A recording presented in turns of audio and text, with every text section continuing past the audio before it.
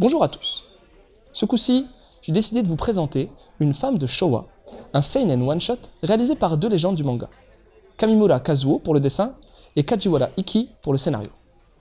Avant de débuter, il est important d'expliquer que le Showa est la période où le Japon a été dirigé par l'empereur Hirohito de 1926 à 1989. Un des événements les plus marquants de cette ère est la fin de la Seconde Guerre mondiale, et c'est justement durant ces moments tragiques que le récit prend place. Ce manga va nous faire suivre la sordide destinée de la petite Shoko qui verra sa mère mourir pendant les bombardements. Elle se retrouve alors livrée à elle-même puisque son père, activiste nationaliste anti-gouvernemental, n'est pas présent.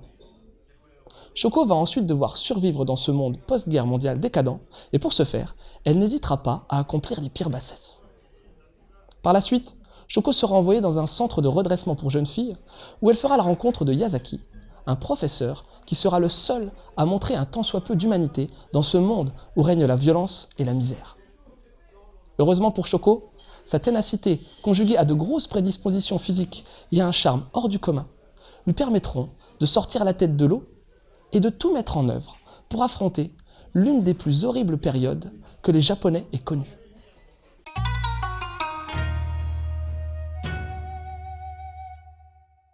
On est à 100% dans un manga typé années 70, 1977 pour être exact. Le trait de Kamimura est fidèle à lui-même avec une esthétique très proche des estampes japonaises.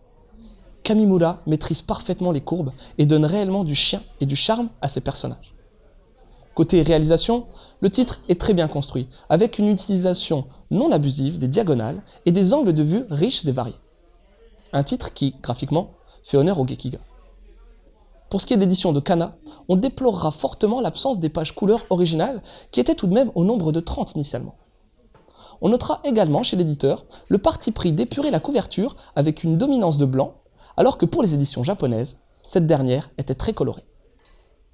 La présence de notes de contextualisation est une bonne idée, mais ces dernières sont, à mon goût, trop importantes. 7 pages quand même.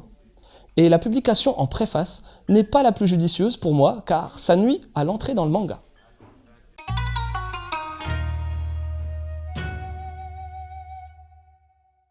Une femme de Showa a été prépubliée dans le magazine Apache, réputé pour mettre en avant des gekigas au style léché.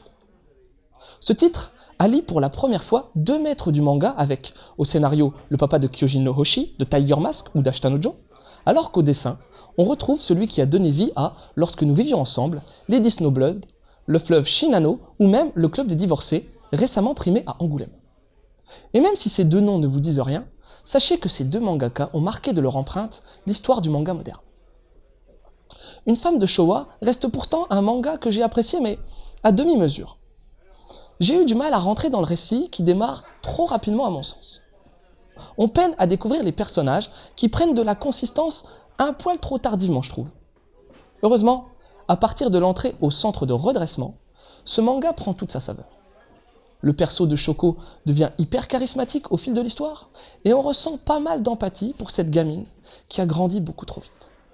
À ce propos, j'attire votre attention sur le fait qu'il s'agit d'un manga pour un public averti, car les scènes de violence physique et psychologique sont légion.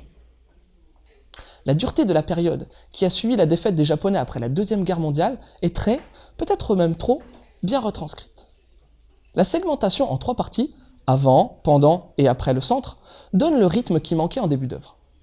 On retiendra également que l'histoire de Shoko aurait pu se développer davantage sans l'arrêt du magazine Apache. Dommage, j'aurais vraiment aimé connaître le devenir de Shoko.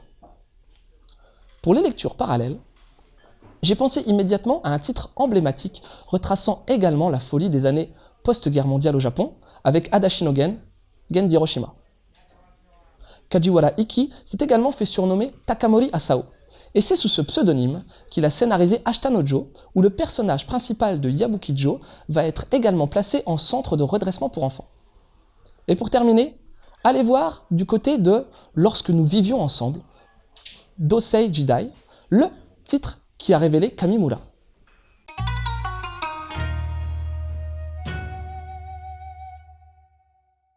Une femme de Showa est un seinen one-shot réalisé par deux grands noms du manga, Kamimura Kazuo et Kajiwara Ikki. Il va nous conter la survie de Shoko juste après la fin de la Seconde Guerre mondiale. nous la verrons évoluer dans un monde cruel où elle sera obligée de réaliser des ignominies pour survivre et pour venger ses parents disparus trop tôt. Ce manga est typiquement stylé années 70 avec un trait faisant penser aux estampes japonaises. La mise en case fait honneur au Gekiga avec une très belle construction sans fioritures. Et même si on a du mal à entrer dans l'histoire au début, on arrive tout de même à être happé dans la narration, notamment grâce à la partie centrale du récit se déroulant au centre de redressement.